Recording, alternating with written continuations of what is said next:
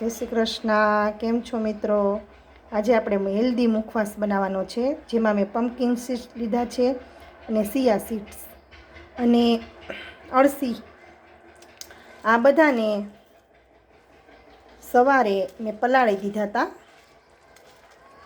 6 થી 7 કલાક માટે. એમાં 1 લીંબુ, 1 ચમચી મીઠું, અડધી ચમચી હળદર એમાં નાખીને 2 ચમચી પાણી જેવું નાખીને પછી આપણે આને પલાળી દેવાનું છે. 7 થી 8 કલાકમાં તમે જોઈ શકો છો સરસ રીતના પલળી ગયા છે. અને આ આપણે બનાવવાના છે બીજો મુખવાસ, તલ અને વરિયાળી. એને પણ એવી જ રીતના અડધું લીંબુ, મીઠું અને હળદર નાખીએ અને આપણે પલાળી દીધું. 2 ચમચી જેટલું પાણી નાખ્યું છે અને તમે જોઈ શકો છો.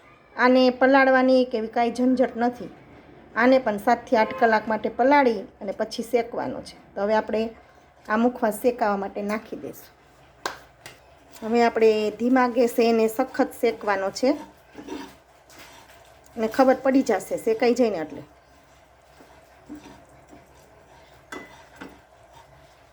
તમે જોઈ શકો છો શેકાઈ છે હજી. આ આપણને ડીમાર્ટ કે મોલમાં આસાનીથી મળી જાય છે અને આ ખાવામાં પણ બહુ સારો અને હેલ્ધી છે. તમે જોઈ શકો છો સરસ શેકાઈ ગયો છે. આ ખાવા માટે પણ હેલ્ધી છે. ડાયાબિટીસ હોય, વાળ ખરતા હોય તેના માટે પણ આ હેલ્ધી છે.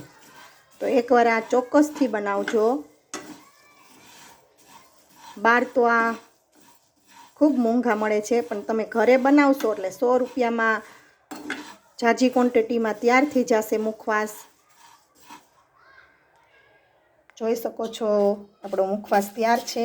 એવી જ રીતના હવે આપણે તલનો મુખવાસ અને વરિયાળીનો મુખવાસ બનાવી લઈશું. એને પણ આવી રીતના સખત શેકવાનો છે જ્યાં લગી તલ ફૂલીને ફૂટવા ના મળે ત્યાં લગી. જોઈ શકો છો આપણા તલ શેકાય છે સરસ મજાના.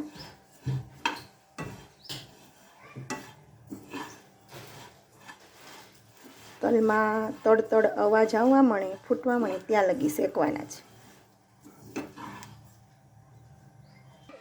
તેની જ અંદર 100 ગ્રામ જેટલી ધાણા દાળ પણ નાખી દીધી છે, જે જરી ગમતી શેકાઈ જાય અને મોઇશ્ચર ઉડી જાય એમાંથી. એટલે સરસ મજાનો આપણો મુખવાસ તૈયાર છે. તમે જોઈ શકો છો આનો રંગ, કલર. તો તૈયાર છે આપણા બંને પ્રકારના મુખવાસ. તમે જોઈ શકો છો. તો જરૂર ટ્રાય કરજો તમે પણ એકવાર. આ મુખવાસ તો જરૂર ટ્રાય કર્યા જેવો છે.